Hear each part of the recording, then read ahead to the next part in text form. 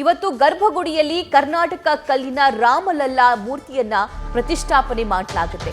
ಗರ್ಭಗುಡಿಯಲ್ಲಿ ರಾಜ್ಯದ ಶಿಲ್ಪಿ ಅರುಣ್ ಯೋಗಿರಾಜ್ ಕೆತ್ತಿರುವಂತಹ ಮೂರ್ತಿ ವಿರಾಜಮಾನವಾಗಲಿದೆ. 12 ಆದಿವಾಸ ಪೂಜೆಯೊಂದಿಗೆ ಗರ್ಭಗುಡಿಯಲ್ಲಿ ರಾಮಲಲ್ಲಾನ ಸ್ಥಾಪನೆ ಇವತ್ತು ನಡೆಯುತ್ತೆ.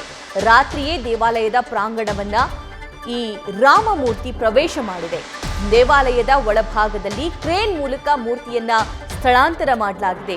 ಇಂದು ಗರ್ಭಗುಡಿಯಲ್ಲಿ ಪ್ರತಿಷ್ಠಾಪನೆಗೊಳ್ಳಲಿದೆ ರಾಮಲಲ್ಲಾ ಬಾಲರಾಮನ ಮೂರ್ತಿ. ಗಣೇಶ, ಅಂಬಿಕಾ, ವರುಣ ಪೂಜೆ, ಮಾಂತ್ರಿಕ ಪೂಜೆ, ಬ್ರಾಹ್ಮಣ ವರುಣ ವಾಸ್ತು ಪೂಜೆ ಮತ್ತು ಔಪಚಾರಿಕ ಪೂಜೆಯೊಂದಿಗೆ ಮೂರ್ತಿಯನ್ನ ಪ್ರತಿಷ್ಠಾಪನೆ ಇವತ್ತು ನಡೆಸಲಾಗುತ್ತೆ. ದೃಶ್ಯದಲ್ಲಿ ಗಮನಿಸ್ತಾ ಇದ್ದೀರಾ, ಅಯೋಧ್ಯೆಯ ಆ ಬಾಲರಾಮನ ದೇವಸ್ಥಾನದ ಪ್ರಾಂಗಣವನ್ನ ಈ ಟ್ರಕ್ ಮೂಲಕ ಆ ಮೂರ್ತಿ ಪ್ರವೇಶಿಸ್ತಾ ಇದೆ. ಆ ಪ್ರಾಂಗಣವನ್ನ ಈಗ ತಲುಪಿದೆ. ಆ ಬಾಲರಾಮನ ಮೂರ್ತಿಯನ್ನ ದೇವಸ್ಥಾನದ ಗರ್ಭಗುಡಿಯಲ್ಲಿ ಪ್ರತಿಷ್ಠಾಪನೆ ಇವತ್ತು ನಡೆಸಲಾಗುತ್ತೆ. ಇವತ್ತು ಬೇರೆ ಬೇರೆ ಪೂಜಾ ಕೈಂಕರ್ಯಗಳನ್ನು ಕೂಡ ನಡೆಸಲಾಗುತ್ತೆ. ಇವತ್ತಿಂದ ಈಗ ಬೇರೆ ಬೇರೆ ಪೂಜಾ ಕಾರ್ಯಗಳು ಕೂಡ ಆರಂಭವಾಗ್ತಿವೆ.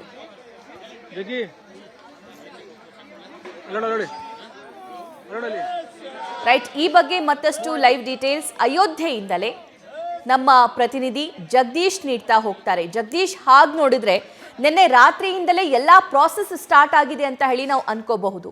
ಬಾಲರಾಮನ ಮೂರ್ತಿ ದೇವಸ್ಥಾನದ ಆವರಣವನ್ನ ಪ್ರವೇಶ ಮಾಡಿದೆ. ಇವತ್ತು ಆ ಗರ್ಭಗುಡಿಯಲ್ಲಿ ಪ್ರತಿಷ್ಠಾಪನೆ ನಡೆಸಲಾಗುತ್ತೆ. ಎಷ್ಟೊತ್ತಿಗಾಗುತ್ತೆ, ಯಾವೆಲ್ಲ ಪೂಜಾ ಕೈಂಕರ್ಯಗಳನ್ನ ಇವತ್ತು ನೆರವೇರಿಸಲಾಗುತ್ತೆ, ಇವತ್ತಿನ ಅಪ್ಡೇಟ್ಸ್ಗಳ ಬಗ್ಗೆ ಡೀಟೇಲ್ ನೀಡ್ತಾ ಹೋಗೋದಾದ್ರೆ.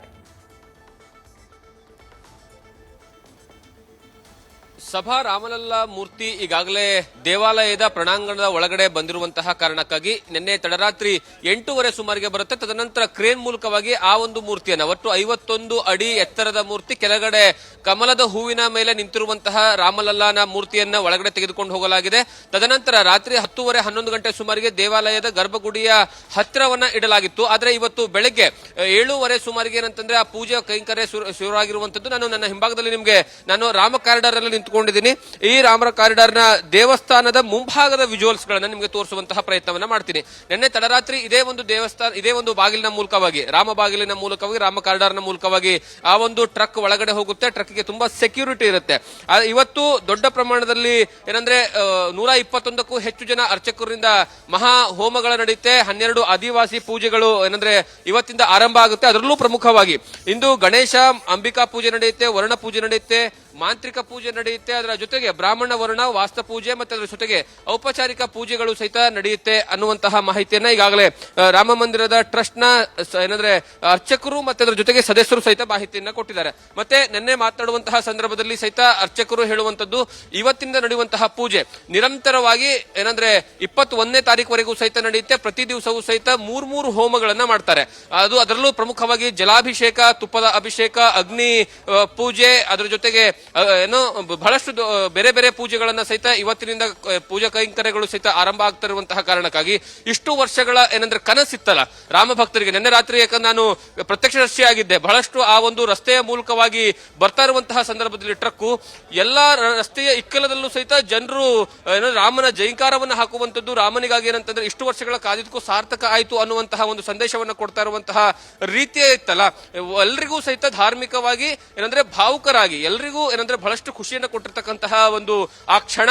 ಈ ಒಂದು ಕ್ಷಣಕ್ಕೆ ಇನ್ನು ಕೇವಲ 4 ದಿವಸಗಳ ಕಾಲದಲ್ಲಿ, 3 ದಿವಸದಲ್ಲಿ 22ನೇ ತಾರೀಕಿಗೆ ಈಗ ರಾಮಲಲ್ಲಾ ಪ್ರತಿಷ್ಠಾಪನೆ ಅಂದ್ರೆ ಅದಕ್ಕೆ ಜೀವ ತುಂಬುವಂತಹ ಮೂರ್ತಿಗೆ ಜೀವ ತುಂಬುವಂತಹ ಪ್ರಾಣ ಪ್ರತಿಷ್ಠಾಪನೆ ನಡೆಯುತ್ತೆ. ಆ ಪ್ರಾಣ ಪ್ರತಿಷ್ಠಾಪನೆಗೆ ಬೇಕಾಗಿರ್ತಕ್ಕಂತಹ ಸಕಲ ತಯಾರಿ ಈಗಾಗಲೇ ಅಯೋಧ್ಯೆಯಲ್ಲಿ ಎಲ್ಲಾ ಕಡೆಗೂ ಸಹಿತ ನಡೀತಿದ್ದಾವೆ.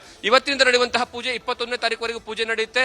21ನೇ ತಾರೀಕು ಆದ್ಮೇಲೆ 21ನೇ ತಾರೀಕು ಮಧ್ಯಾಹ್ನದ ಮೇಲ್ಪಟ್ಟು ಸ್ವತಃ ಪ್ರಧಾನಿ ನರೇಂದ್ರ ಮೋದಿ ಅವರು ಏನಂದ್ರೆ ಈ ಒಂದು ಅಯೋಧ್ಯೆಗೆ ಬರ್ತಾರೆ. ತದನಂತರ 22ನೇ ತಾರೀಕು ಮಧ್ಯಾಹ್ನ 12:20 ಸುಮಾರಿಗೆ ಆ ಒಂದು ರಾಮಲಲ್ಲಾನಿಗೆ ಪ್ರಾಣ ಪ್ರತಿಷ್ಠಾಪನೆ ನಡೆಯುತ್ತೆ. ಪ್ರಾಣ ಪ್ರತಿಷ್ಠಾಪನೆಗೂ ಮುಂಚೆ ಸ್ವತಃ ಪ್ರಧಾನಿ ನರೇಂದ್ರ ಮೋದಿ ಅವರು ಸಹಿತ ಸರಯೂ ನದಿಯ ದಡಕ್ಕೆ ಹೋಗಿ ಅಲ್ಲಿ ಒಂದು ಸ್ನಾನವನ್ನ ಮಾಡ್ಕೊಳ್ತಾರೆ. ಯಾಕಂದ್ರೆ ಒಂದು ಪೂಜೆನ ಮಾಡುವಂತಹಕ್ಕಿಂತ ಮುಂಚೆ ವ್ರತವೂ ಸಹಿತ ಈಗಾಗಲೇ ಆರಂಭ ಆಗಿದೆ.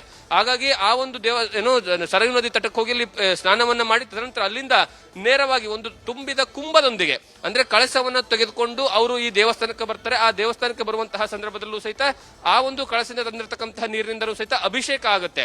ಹಾಗಾಗಿ ಎಲ್ಲಾ ರೀತಿಯ ಧಾರ್ಮಿಕ ಪೂಜೆ ಕೈಂಕರ್ಯಗಳು ಈಗಾಗಲೇ ಆರಂಭ ಆಗಿರುವಂತದ್ದು ಸಭಾ. Thank you Jagadish. News first ನಿರ್ಭೀತಿಯಿಂದ ನಿಮ್ಮ ಪರವಾಗಿ.